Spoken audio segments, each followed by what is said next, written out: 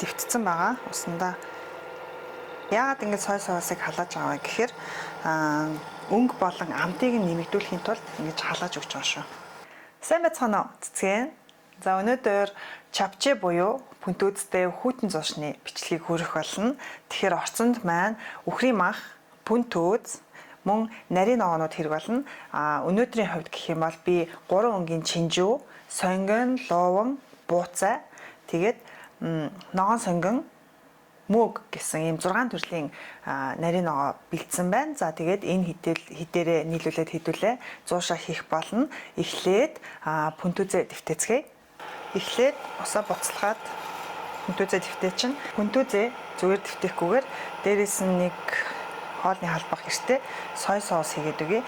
Ингэснээр пүнтүүзний маань өнгө нь гой хувираад ийм бор шаргал өнгөтэй болж өгдөг. За ингээд хэдүүлээ пүнтүүзээ дэвтчих хооронд мах болон ногоогоо хэрчцгээе. За махаа хэрчихтэй ер нь яг савхан урт нарийнхан хэрчиж өгнө. Махны маань хувьд нэг 200 г мах байхад хангалттай. Хитрхи их мах хийх юм бол яг хуурах шиг болчиход байдаг болохоор үл ялэг гоё амд оруулах зорилгоор багахан мах хийж өгнө.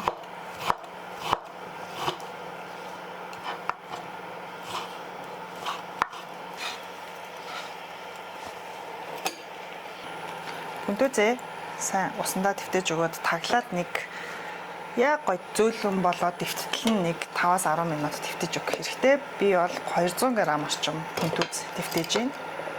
Ногоонуудын хувьд бууцай 150 г, за сонгон тал, луу нэг ширхэг, 3 өнгийн чинжүүний хувьд яг энэ хэдийн талыг нь хийх болно. Тэгэхээр нэг ойролцоогоор 100 г орчим чинжүү, 100 г мөг. За тэгээ ногоон сонгоны хувьд бол дараа нь гоё чимэглэх маягаар ашиглах учраас нэг 2-3 ширхэг байхад хангалттай болно. За эхлээд ногоогоо хэрчихтэй бол яг махтайгаа адилхан бүгднгийн урт нарийнхан савхан хэрчиж өгвөл ер нь зүгээр байдаг.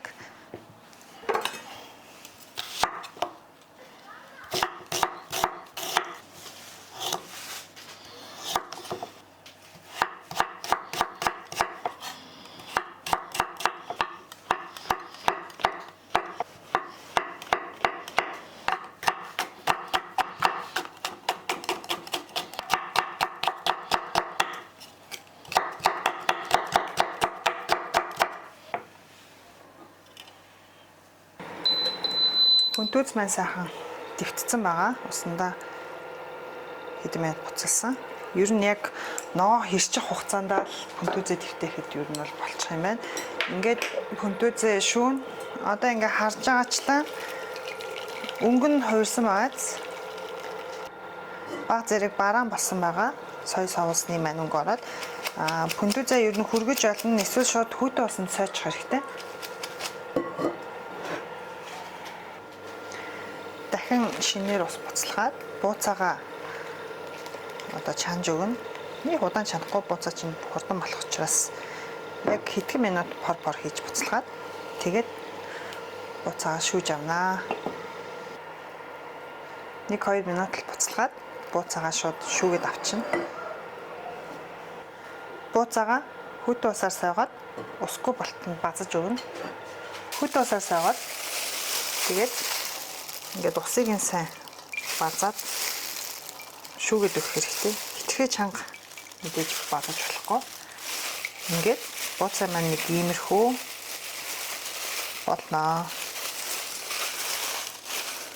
Хайрлан тавгаа сайтар халаагаад нэг хоолны халбаг орчим гүнжтийн тус хийж өгөөд за ингээд мах ногоогоо бүгднийг хуурж эхэлнэ.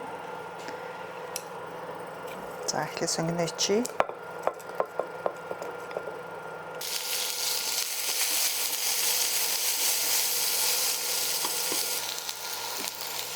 Нэмээд махаа ураад махаа сайхан болгоод өгнө.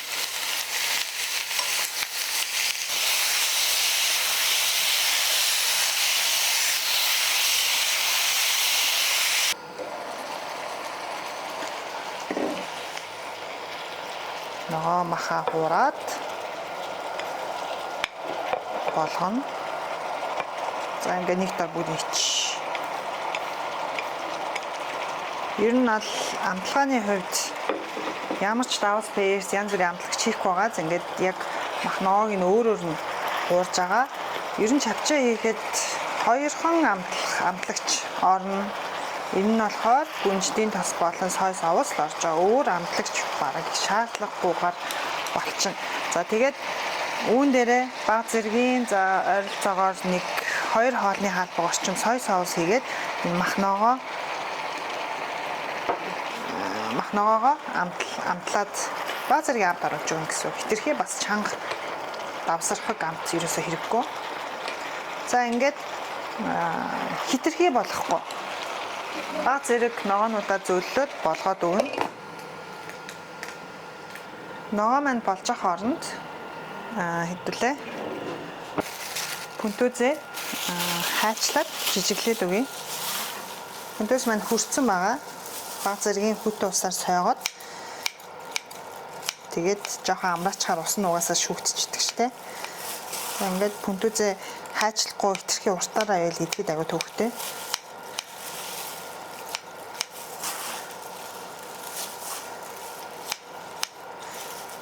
Пүнтүз нөгөө дэвтчихэд удаан байдлахаар ингээд барьцалдчихдаг штэ би бинтэйгээ.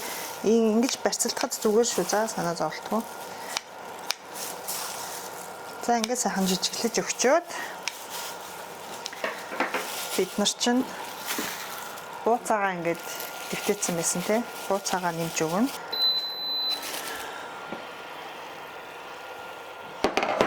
За манай ногоо бол ер нь бол болсон. Хитрхи зөөлөлт нь болохгүй. Үүнийг одоо пүнтүзэн дээрээ шууд нэмээд өгчнө. Одоо энэ ялгарч байгаа шүүсийг нь бол хийх шаардлагагүй. Хайрлан тавгаа халааж агаад 5 хоолны холбог сой соусыг халаагаад өгнө. Яагаад ингэж сой соусыг халааж байгаа вэ гэхээр өнгө болон амтыг нь нэмэгдүүлэхийн тулд ингэж халааж өгч байгаа шүү. За ингээд сой соусаа дүнгэж буцалгаад унтраачин плетгээ ингээд энэ халаасан сой соусаа ногоонууд дээрээ хийгээд өгнө.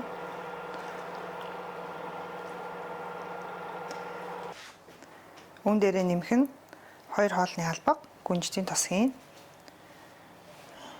За нэмээд гүнждийн үрээ за 1 цайны халбаг хийхэд болно. Ингээд энэ орцоо утгаж өгнө.